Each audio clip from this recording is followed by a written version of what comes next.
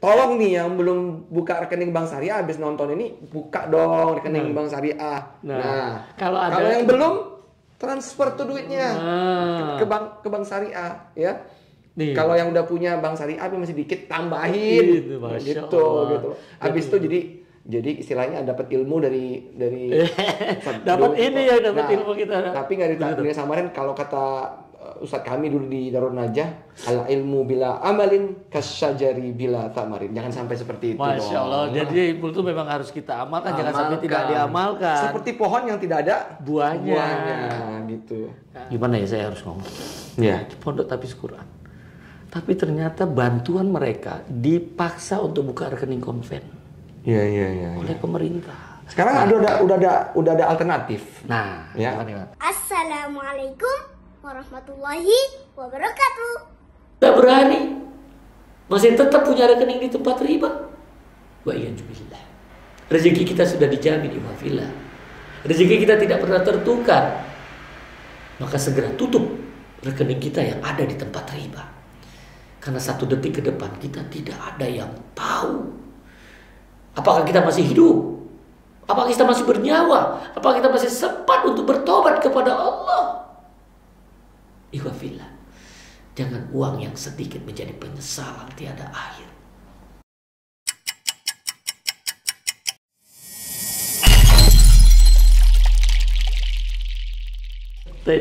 Bismillahirrahmanirrahim. Assalamualaikum warahmatullahi wabarakatuh. Waalaikumsalam. Sahabat MDK Al-Jambi, alhamdulillah di siang yang berbahagia ini kita Masya Allah diberikan kemudahan Allah untuk bertemu dengan Direktur KNEKS. Siapa dia? Yuk kita kenalan. Assalamualaikum warahmatullahi wabarakatuh. Bapak Emir, kita bisa sampaikan kepada sahabat MDK Pak, tolong di posisi KNKS seperti apa? Baik. Assalamualaikum warahmatullahi wabarakatuh, sahabat MDK. Alhamdulillah wassalatu wassalamu ala Rasulillah. Amma ba'du, rabbi shrah li sadri wa yassir li amri wahlul 'uqdatam min lisani yafqahu qawli. Alhamdulillah sekarang ini pemerintah sudah mulai lebih serius dalam mendorong pengembangan ekonomi dan keuangan syariah dengan dibentuknya Komite Nasional Ekonomi dan Keuangan Syariah. Merupakan sebuah lembaga non-struktural pemerintah yang langsung dipimpin oleh Bapak Presiden selaku Ketua dan Bapak Wakil Presiden selaku Ketua Harian dan juga Wakil Ketua. Dan ada 16 Menteri dan Kepala Lembaga yang terlibat di dalam Komite Nasional Ekonomi. Keren banget nih kalau gitu ya. Itu disebut komite. Jadi ketika rapat pleno itu udah seperti setengah kabinet. Wih, Masya Allah. Ya. Nah, Pak Emir sendiri di posisi KNKS.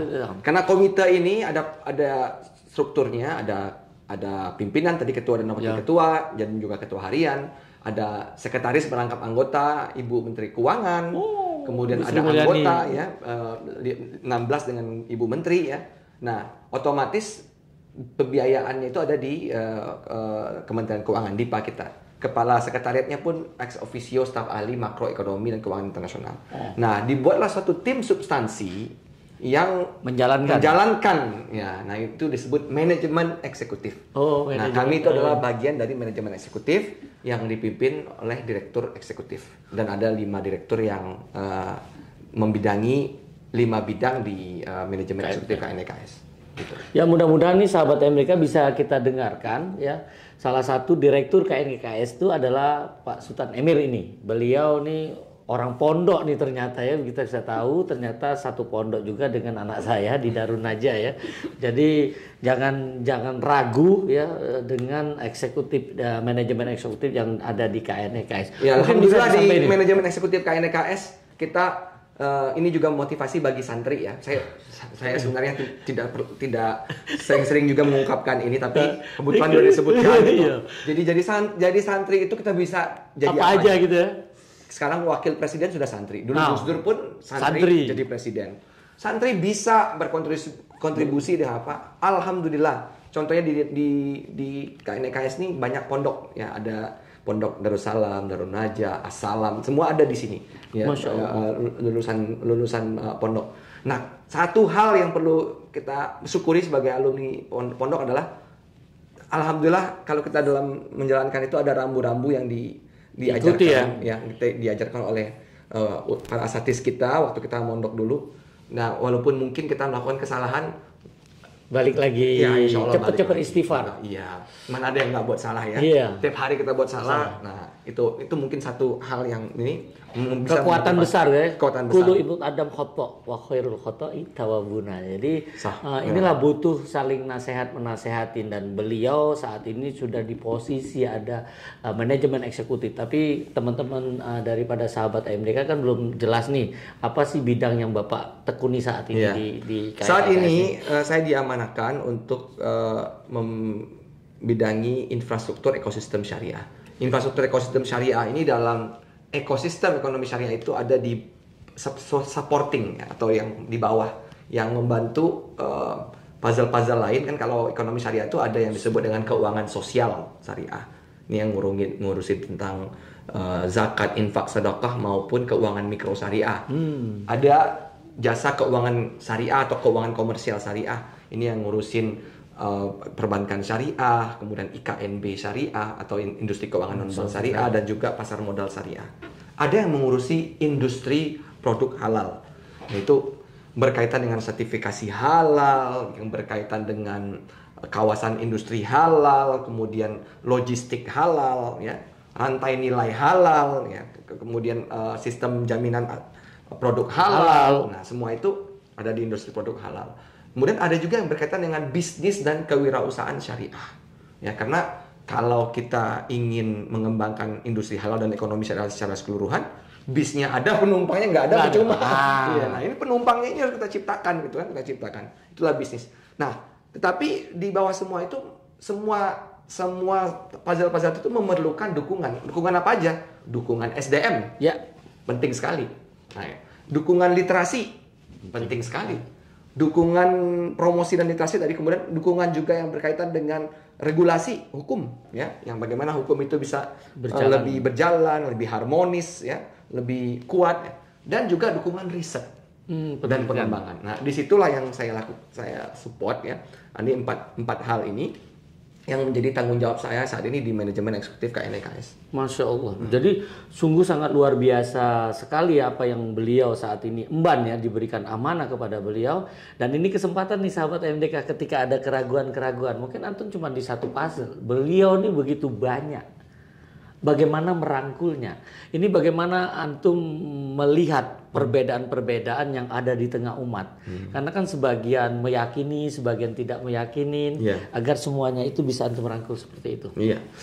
Perbedaan apalagi yang bersifat furu', ya, cabang-cabang itu suatu hal yang banyak sekali, ya.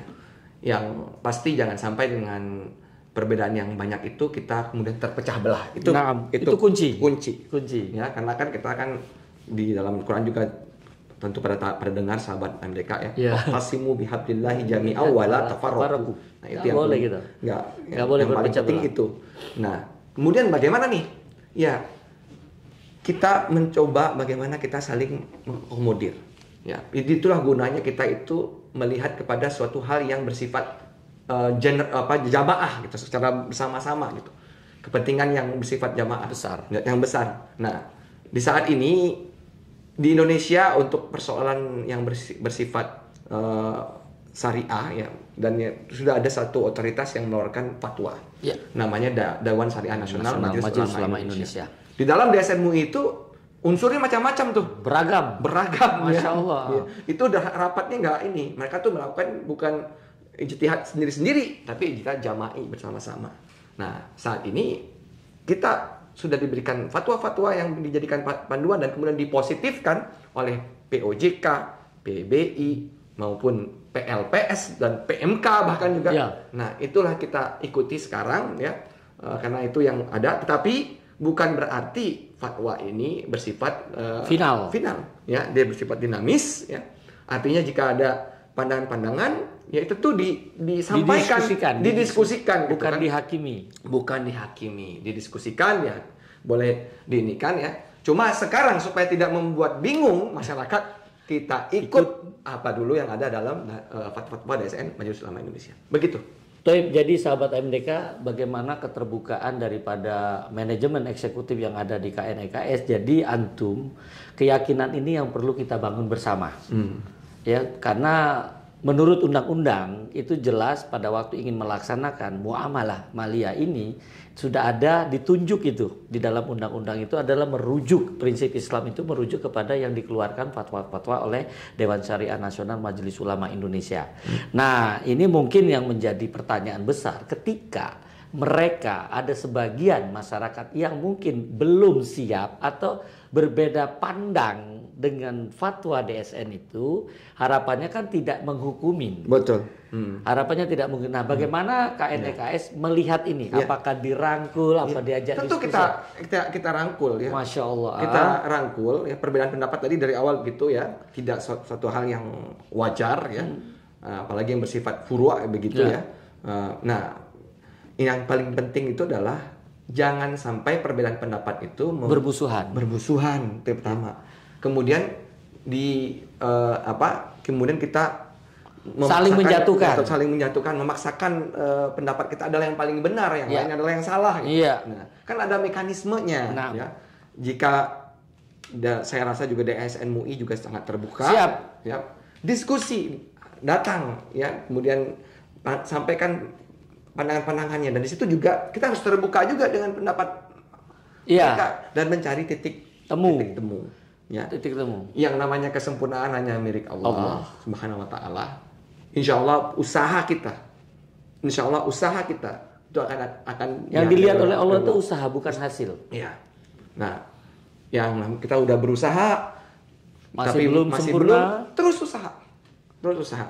Tetapi jangan sampai ketika apa yang kita anggap itu benar, kita paksakan kepada orang lain harus diikuti. Nah, itu satu hal yang mungkin perlu menjadi garis bawah. Nah, ini karena yang namanya ada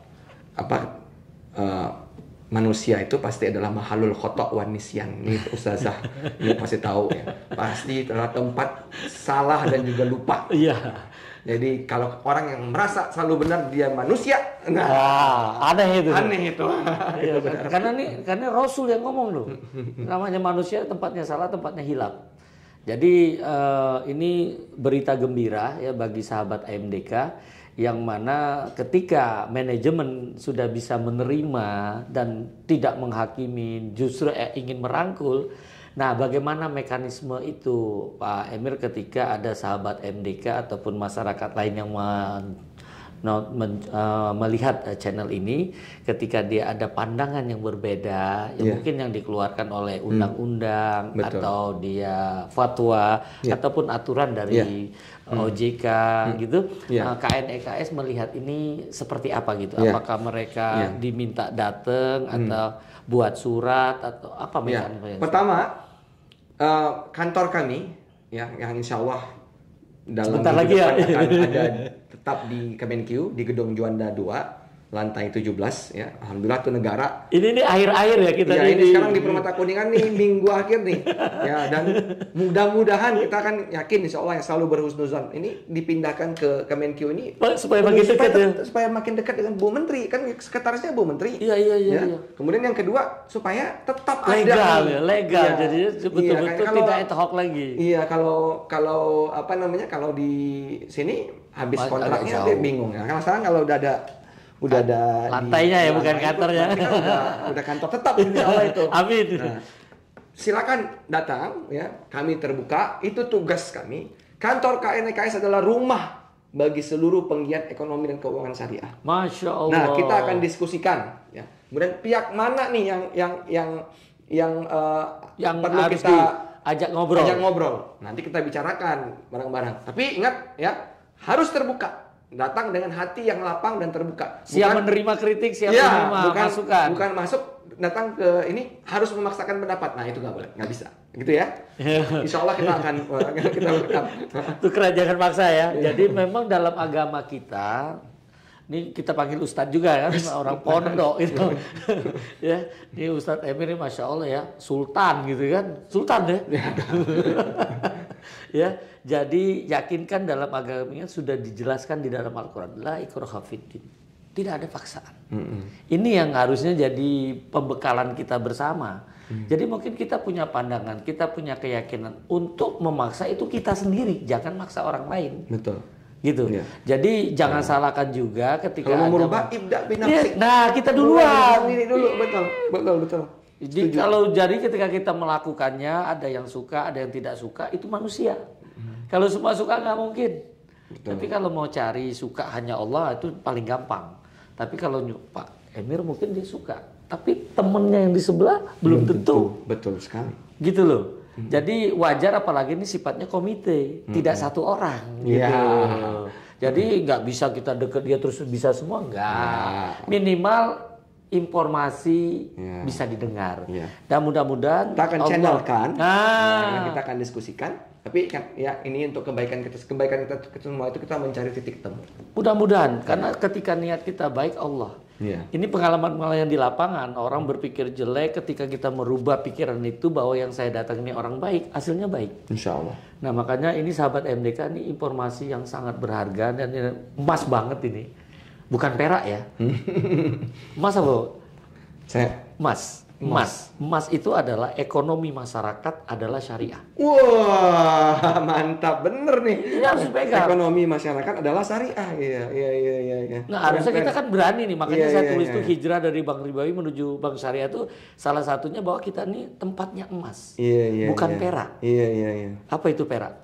Perak itu adalah perusak ekonomi rakyat, adalah konvensional. Mantap bener.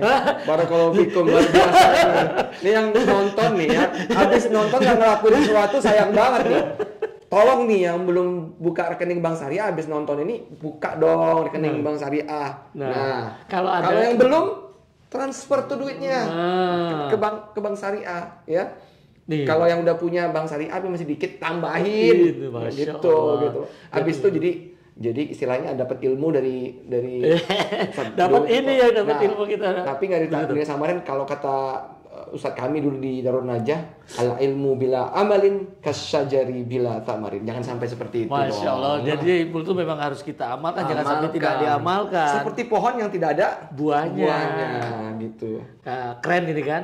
Jadi mudah-mudahan ini pertemuan dengan beliau ini bisa memberikan pencerahan kepada kita yang selama ini masih ragu untuk bertransaksi dengan bank syariah. Lihat, beliau sudah mengajak antum loh. Jadi memang banyak sekali nih Pak Emir mungkin bisa jadi nasihat. Mereka sudah tahu ilmunya, sudah tahu betul-betul akidahnya kuat, ibadahnya bagus. Tapi sering masih berseberangan untuk datang ke bank syariah. Nah, mudah-mudahan ini tolong mungkin keilmuan antum yang Masya Allah ya, dengan punya posisi pula di dalam pemerintahan ini bisa mengajak umat yang selama ini ragu bahwa bank syariah itu betul-betul, Ana selalu sampaikan tidak ragu bahwa bank syariah itu adalah 100% murni syariah. Ini kita sebagai mungkin KNKS bisa sebarkan itu bahwa bank syariah itu 100% murni syariah. Ya. Yang belum mungkin kebijakannya. Ya. Baik di undang-undang maupun Iya. di fatwa maupun di OJK ya. Iya. Itu kebijakannya. Dan ini bisa beliau sudah membuka diri KNKS. Yang kedua praktisinya. Praktisinya mungkin lewat literasi, lewat edukasi, sehingga dia nggak ragu-ragu, nggak canggung ketika ketemu dengan para ustadz, bisa nyampein dan beliau berapa kata-kata yang selalu disampaikan.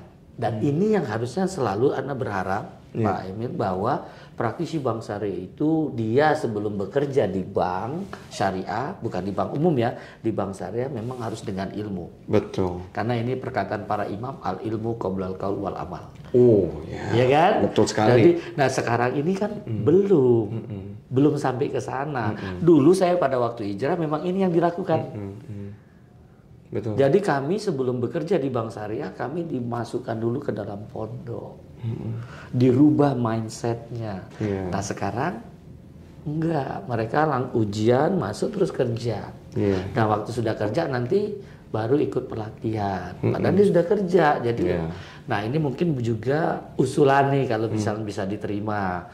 Harapannya mereka yang mau masuk ke bank syariah itu tadi mungkin lewat pelatihan dulu yang KNKS masukkan atau dapat sertifikasi dulu, bukan setelah dia bekerja baru sertifikasi.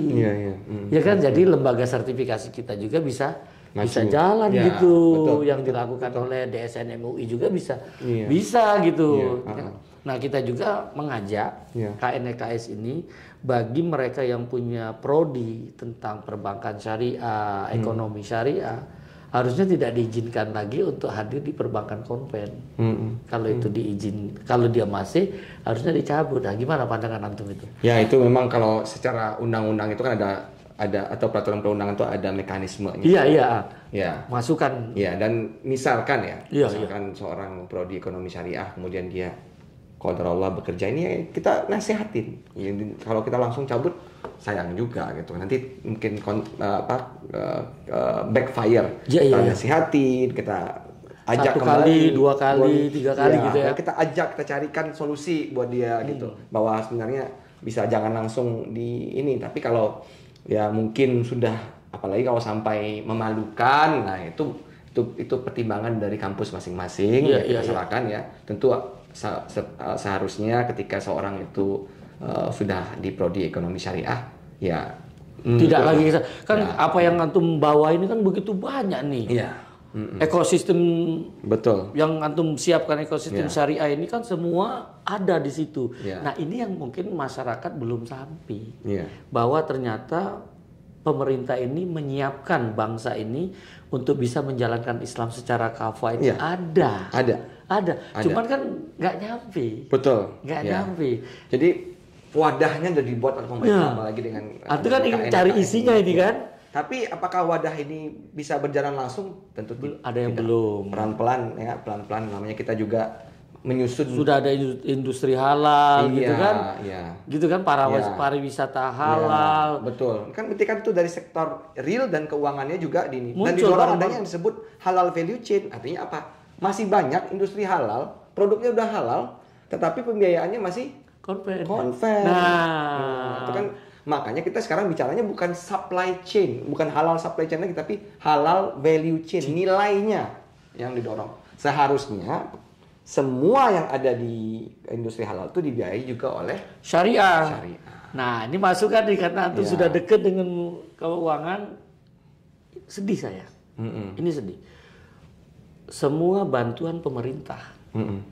Kemarin saya di pondok. Tahfiz Quran. Gimana ya saya harus ngomong?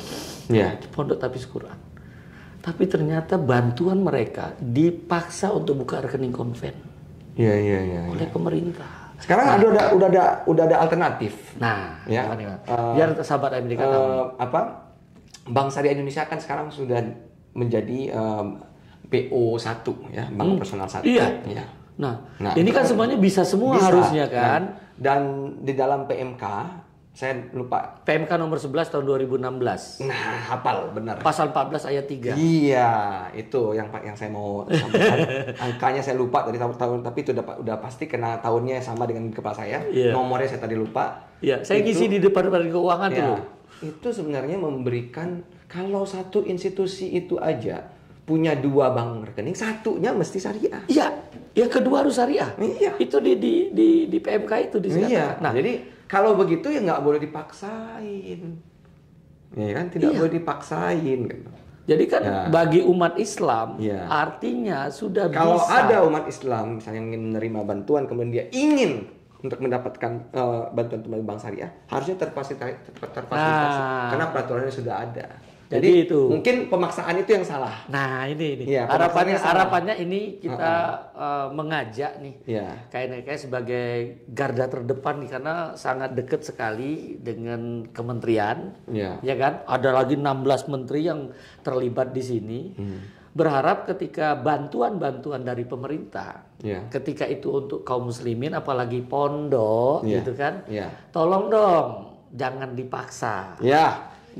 Jadi kita ini kan di negara yang menjunjung beragam, demokrasi, menjunjung ketuhanan yang Maha Esa. Nah, seumpama bantuan itu datangnya ke pondok dan pondok menginginkan syariah harusnya diakomodir. Nah, jangan dipaksa. Iya, harus apalagi ini cuma bisa konven gitu. Nggak bisa. Padahal kita sudah ada undang-undangnya gitu. Udah ada undang-undang, udah ada turunannya itu PMK tadi. Nah, itu kan untuk ini. Yang kedua, ini mumpung ini. Yang kedua, bantuan UMKM. Iya. Dan sebagian besar UMKM itu adalah kaum muslimin. Iya. Tapi ternyata selalu lewat bank konvensional. Iya. Nah, Ana berharap saat ini itu kan BPRS harusnya dilibatkan dong, BPRS, Iya, gitu kan? iya. Kan bisa BPD syariah. Iya. Ini kan harusnya menjadi cikal bakal atau bank syariah kan saat ini Iya. udah ada di mana-mana. Iya. Nah, kalau ini bisa semua yang berbentuk untuk transaksi keuangan, Ana berharap ketika itu bantuan pemerintah tidak lagi melalui perbankan ribawi. Karena yang menghukumin adalah perbankan ribawi kan pemerintah juga, Ya. gitu loh. Gimana pandangan antum nih? Saya ingin sedikit ini kan tadi yang menyatakan riba itu haram kan Majelis Ulama Indonesia. Iya. Ya. Dan masuk ke dalam undang-undang. Undang-undang, ya. Nah, kemudian yang kedua yang perlu saya tegaskan lagi, ini adalah hak asasi bagi yang pengen, yang ingin. Ya, tapi bukan berarti kita memaksakan juga. Iya. Jadi dari kita jangan memaksakan, dari orang yang Kita lain juga jangan nggak boleh memaksa, memaksakan. ya. Jadi kalau misalkan satu yang ingin bertransaksi dengan syariah, Diperbolehkan dong. dikasih fasilitas. Iya. Gitu. Karena ekonomi syariah ini value for everyone. Masya Allah. Adalah kebaikan untuk semua. Jadi ekonomi syariah ini kebaikan untuk semua. Dua belah pihak Iya. menguntungkan. Menguntungkan. Tidak satu pihak. Ya, tidak satu pihak. Iya. Nah, dan dia sebenarnya bersifat universal. Masya Ya, Allah. kalau kita bicara SDGs ya segala macam itu SDG itu udah masuk ke dalam ekonomi syariah, duluan ekonomi syariah. Dan ini luar biasa. Justru kadang berpikiran bank syariah itu hanya kaum muslimin yang Salah. haji. Ya, ini ini Masya saya Allah. kasih tahu ya. Waktu saya di Bahrain itu dulu ya, banyak sekali yang non muslim dia justru bertransaksi di bank syariah. Karena menurut mereka Keadilan pertama, muncul di situ. Bank syariah nggak mungkin memberikan pembiayaan kepada sektor-sektor yang haram. tidak baik. Ya, tidak baik bahasa Bahkan mereka. rokok aja nggak mau. Nggak boleh. Nggak boleh. Ya. Bahkan kalau kita mau pakai kartu bank syariah, padahal mau beli air tapi di diskotik nggak bisa. Sudah Nggak bisa. terfilter. Iya. Karena udah ada, kita mau beli air nih. Halal tuh. Halal itu. Tapi Belinya tempatnya di diskotik itu iya, nggak bisa gitu. Tertolak. Nah, artinya mereka tahu bahwa pembiayaan yang diberikan oleh bank syariah itu Terjaga hanya lah. kepada sektor-sektor yang baik. Iya. Bahkan sektor yang merusak lingkungan pun nggak boleh karena itu tidak sesuai syariah. Nah, merusak lingkungan. Nah, mereka melihat dari kacamata seperti itu sehingga mereka bertransaksi dengan bank syariah. Bahkan ada juga yang bekerja dengan bank syariah. Iya, beberapa kan teman-teman di perbankan tuh ada yang bukan sebagai seorang muslim. Iya, bahkan di Bahrain itu sendiri sampai ada yang mencapai posisi direktur dan dia tuh seorang non muslim. Dan ya tidak masalah, yang penting dia menganggap itu sebagai sebuah nilai yang universal. Kalau hidayah kan itu Allah. Iya. Ya. Dan beliau sangat mendukung dan bahkan ikut mempromosikan bank syariah ke komunitasnya. Iya. Ya, komunitas yang non muslim nih. Oh, banyak. Ya, banyak Banyak sekali. sekali. Di Malaysia juga begitu. Ya, Chinese banyak naruh uang di situ. Itu tidak hanya di perbankan, di asuransi syariah juga saya pernah bertemu dengan orang non muslim. Saya tanya, kenapa kok bertransaksi menjadi nasabah asuransi syariah? Dia bilang sistemnya itu Tolong menolong. Dan katanya di akhir ketika ada surplus sebagian balik ke dia. Oh. Ketika ada surplus itu katanya nggak ada dapat di konvensional. Ya karena kan memang konsep tabarru itu hanya ada di syariah. Ya, tabarruat itu bukan dimiliki oleh perusahaan asuransi, tapi oleh komunitas. Nah, bahkan juga investasinya katanya hanya di tempat yang halal. Yang halal. Sama investasi dana tabarru itu dan juga dana kalau dia pakai unit link pasti ada juga investasi yang itu semua diinvestasikan di sektor-sektor yang halal dan juga aman kata dia. Kita yakin ya. Enak gitu pas lihat tahu uang kita transparan di sini. Diinvestasiin bukan buat rokok, bukan buat judi gitu kan, buat ini. Nah, dan mereka menjadi tenang bahwa uang ini diinvestasikan untuk yang baik. Itu kan ethical yang kita kalau orang-orang luar kan bilang ethical and responsible finance. Masya Allah. Iya. Kita udah nggak perlu tuh ethical and responsible finance. Karena ini yang diajarkan dalam syariat. Ya, begitu.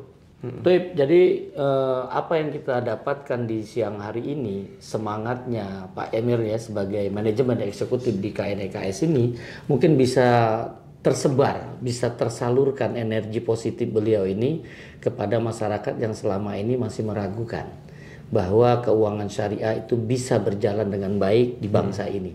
Dan ini juga bisa membuka masyarakat yang saat ini sudah ada di komunitas-komunitas penggiat syariah, tentunya kita bertransaksi di perbankan syariah. Karena dalam rangka transaksi ekonominya. Jadi transfer semua sudah bisa kok. Tanpa biaya juga sudah bisa. Karena sudah ada pakai QRIS juga itu. Kan selama ini kan alasannya kan itu. Ya, bisa jadi semua. Jadi di masjid-masjid itu sudah juga bisa buka QRIS ya, yang udah pengurus DKM, ayolah. Tabungan masjidnya di Bank Syariah dong. Jadi harus kita kerjasamakan ini Pak, kita sama-sama. Gak ada lagi alasan, udah ada QRIS, udah ini. Kalaupun harus transfer, sekarang udah ada BI Fast cuma 2.500 masih dihitung-hitung gitu ya. Gitu. Padahal kita parkir bisa 5.000 gitu. Ini berita besar ini ya sebenarnya yang selama ini kita mungkin untuk datang ke sini karena gedungnya gede nggak bisa diterima apa enggak. Nah ini sudah dibuka loh. Ini rumah semua penggiat ekonomi syariah. Jadi, hanya kan apakah kami pernah menolak orang untuk hadir ke sini?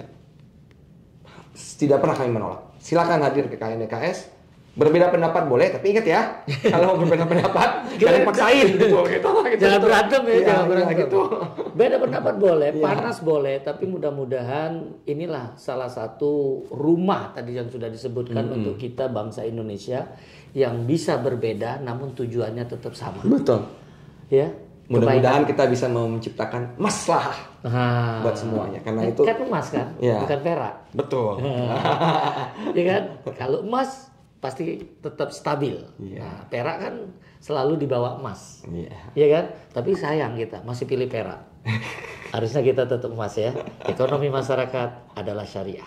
Ya, mudah-mudahan KNEKS makin berkembang setelah mendekat kepada Kementerian Keuangan. Ya, mudah-mudahan pemerintah kita juga diberikan kemudahan oleh Allah untuk memberikan kesejahteraan kepada umatnya dalam menegakkan syariat Islam dan bukan untuk menghukumin ketika ada yang berbeda. Betul. Mungkin itu Pak Emir ya, mudah-mudahan semuanya. Sebelum kita tutup mungkin statement antum untuk membuat teman-teman atau sahabat AMDK ini bersemangat, tafadhol. Sahabat AMDK, lidi itu kecil. Tapi kalau lidi ini disatuin dan diikat, dia bisa jadi sapu lidi. Sapu lidi itu bisa buat apa? Ustaz Ayu tahu, bisa buat bersihin macam-macam. Kotoran nggak bisa ngapa-ngapain. Tapi kalau disatuin, diikat kok bersih. Nah, kalau kita mau bergerak, jangan mikirin kita ngelakuin hal yang kecil. Bayangin kalau semua orang ngelakuin sesuatu yang kecil, kalau semua kita ngelakuin hal yang kecil, jadi gede tuh. Jadi ya udah, apapun yang kita bisa lakukan dalam kapasitas kita, apapun kita lakuin. Jangan berpikir cuma segini. Enggak, karena kalau semua kita berbuat, misalnya yang belum punya rekening bank syariah, buka rekening bank syariah. Yang simpel-simpel lagi di kampung bank syariah susah misalkan gitu ya. Ada koperasi simpan pinjam pembiayaan syariah, jadi anggota koperasi simpan pinjam pembiayaan syariah. Misalkan mau bertransaksi, bantu dong UMKM halal yang kecil-kecil. Masa nggak mau pro? Nah, hal-hal kecil itu yang bisa dilakukan. Insya Allah niat tulus dapat pahala. Dan kalau bersama-sama akan menjadi sesuatu yang besar. Bagaikan sapu lidi tadi. Iya. Gitu. Keren ya. Inilah beliau. Jadi wajar kalau dia mohon doanya, amin selalu ya. Dipilih oleh pemerintah untuk hadir di KNEKS ya. Mungkin itu yang bisa disampaikan sahabat MDK pertemuan kita di siang hari ini. Kalau ada kebaikan semuanya datang dari Allah. Kalau ada yang salah yakinkan pribadi Abu Muhammad Duyono Kusen Al-Jambi. Tentunya sudah tahu, mudah-mudahan ini bisa menjadi pencerahan untuk kita bersama agar kita selalu mendukung apa yang sudah diwacanakan atau sudah dilaksanakan oleh pemerintah kita. Semuanya tentunya tidak ada yang sempurna. Betul. Sempurna hanya milik Allah. Jadi kalau masih ada yang belum sempurna, jangan dihakimin. Mari kita sama-sama berdiskusi, dan ini sudah dibuka rumahnya untuk kita berdialog. Dengan berbeda nggak apa-apa, tapi jangan ada pemaksaan di sana, karena agama kita juga tidak ada paksaan. La ikraha fiddin. Jadi mudah-mudahan dengan kita punya pegangan seperti ini, kita bisa bersama-sama mengarungi dunia ini dengan maksimal, dan mudah-mudahan ini menjadi wasilah kita untuk dipertemukan Allah di jannah. Amin. Allahumma amin. Mungkin itu saja, kita tutup dengan doa kafaratul majlis. Subhanakallahumma wa bihamdika, asyhadu an la ilaha illa anta, astaghfiruka wa atubu ilaik. Assalamualaikum warahmatullahi wabarakatuh. Assalamualaikum warahmatullahi wabarakatuh.